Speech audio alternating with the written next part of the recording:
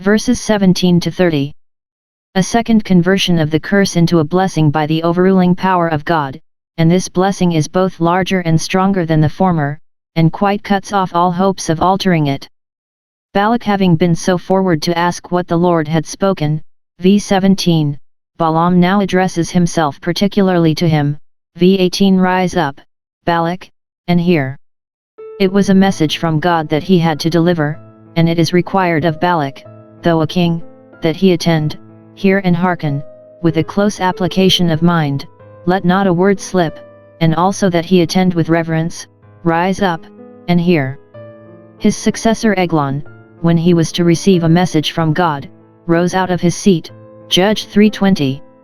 Two things Balaam in this discourse informs Balak of, sorely to his grief and disappointment. That he had no reason to hope that he should ruin Israel. It would be to no purpose to attempt to ruin them, and he would deceive himself if he expected it, for three reasons.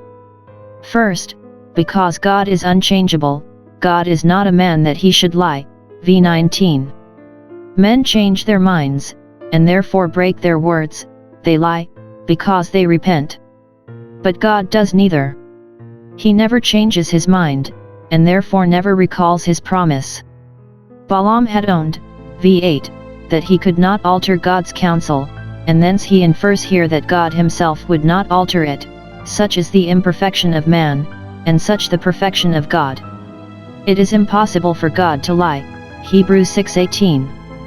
And, when in Scripture he is said to repent, it is not meant of any change of his mind, for he is in one mind, and who can turn him, but only of the change of his way.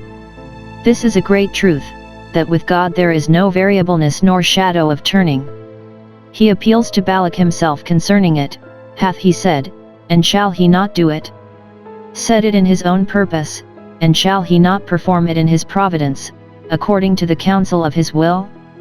Hath he spoken in his word, in his promise, and shall he not make it good? Can we think otherwise of God than that he is unchangeably one with himself and true to his word? All his decrees are unalterable, and all his promises inviolable.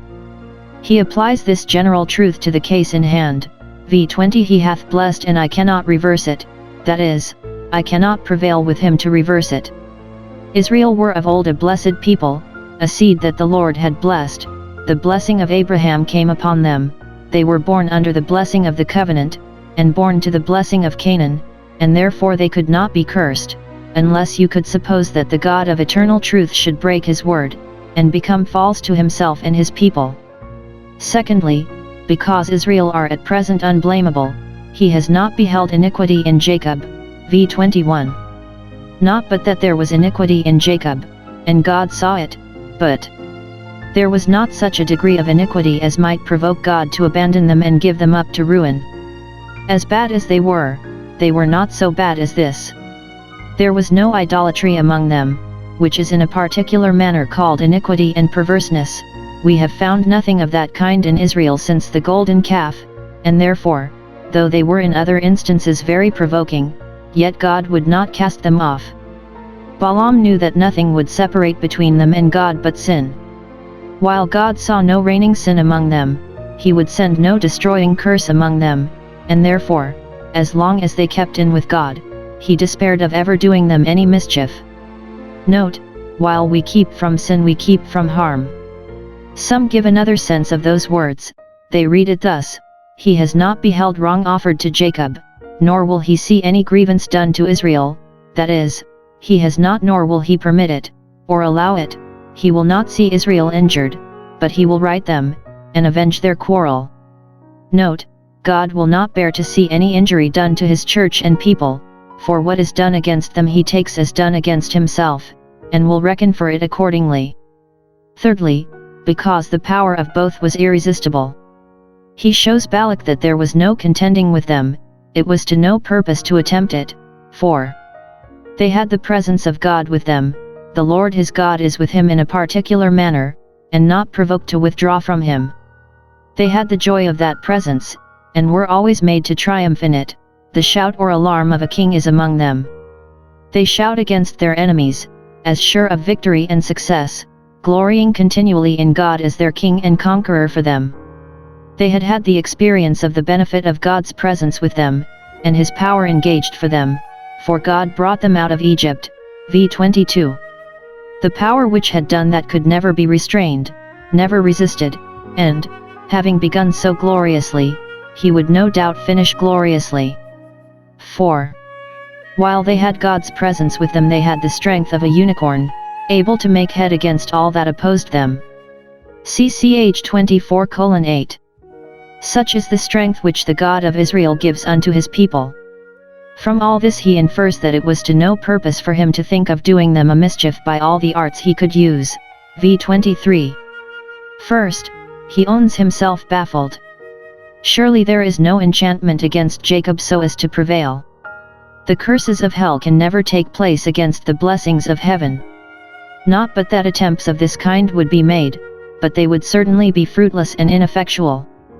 Some observe that Jacob denotes the church low and afflicted, Israel denotes it prosperous and advanced, but be the church high or low, be her friends few or many, let second causes smile or frown, it comes all to one, no weapon formed against it shall prosper.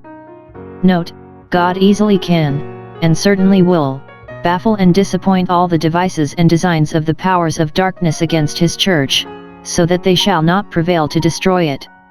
Secondly, he foresees that this would be remembered in time to come. According to this time, that is, with reference to this we are now about, it shall be said concerning Jacob and Israel, and said by them, what hath God wrought? What great things hath God done for his people? It shall be said with wonder, joy, and thankfulness, and a challenge to the neighboring nations to produce any similar instances of the care of their gods for them. Note, the defeating of the designs of the church's enemies ought to be had in everlasting remembrance to the glory of God. There is none like unto the God of Jeshurun. What Balaam says here concerning the preeminence of the God of Israel above all the gods of the Gentiles perhaps Moses refers to when he says, Do 32:31, their rock is not as our rock, even our enemies themselves being judges, Balaam particularly. Balak therefore has no hopes of ruining Israel. But Balaam shows him that he had more reason to fear being ruined by them, for they were likely to make bloody work among his neighbors, and, if he and his country escaped, it was not because he was too great for them to meddle with, but because he fell not within their commission v. 24. Behold, and tremble, the people that now have lain for some time closely encamped do but repose themselves for a while like a lion couchant, but shortly they shall rise up as a great lion, a lion rampant, that shall not lie down till he eat of the prey, and drink the blood of the slain. This seems to point at the victories he foresaw they would obtain over the Canaanites, that they would never lay down their arms till they had made a complete conquest of the land they had now in view, and, when his neighbor's house was on fire, he had reason to think his own in danger. Now what was the issue of this disappointment?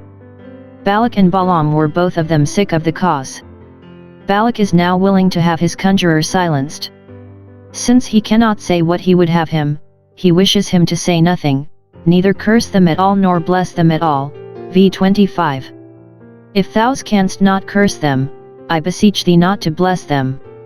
If thou canst no assist and encourage my forces, yet do not oppose and dispirit them. Note, God can make those that depart from him weary of the multitude of their counsels, Isa 47:13, 57:10. Balaam is still willing to own himself overruled, and appeals to what he had said in the beginning of this enterprise, ch. 22:38 all that the Lord speaketh, that I must do, v. 26.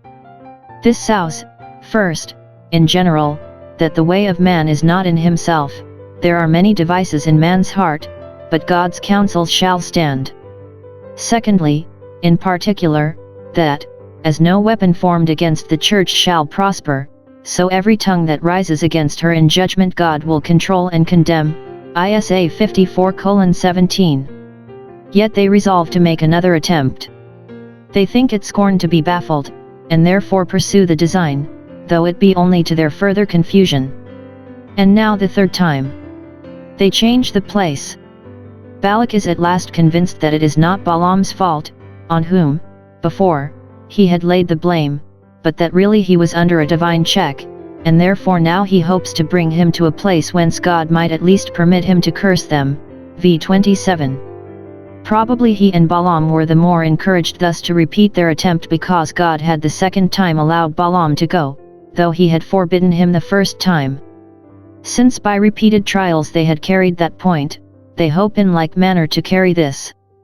Thus because sinners are born with, and sentence against their evil works is not executed speedily, their hearts are the more fully set in them to do evil. The place to which Balak now took Balaam was the top of Peor, the most eminent high place in all his country, where, it is probable, Baal was worshipped, and it was thence called Baal Peor. He chose this place with a hope, either, first, that it being the residence, as he fancied, of Baal, the god of Moab, Jehovah the God of Israel would not, or could not, come hither to hinder the operation, or, secondly, that, it being a place acceptable to his God, it would be so to the Lord, and there he would be brought into a good humor. Such idle conceits have foolish men of God, and so vain are their imaginations concerning him. Thus the Syrians fancied the Lord to be God of the hills, but not of the valleys, 1 Key 20:28, as if he were more powerful in one place than he is in every place. They repeat their sacrifice, 7 bullocks and 7 rams, upon 7 altars, v. 29:30. Thus do they persevere in their expensive oblations, though they had no promise on which to build their hopes of speeding. Let not us therefore, who have a promise that the vision at the end shall speak and not lie, be discouraged by delays, but continue instant in prayer, and not faint. Lu. 18:1.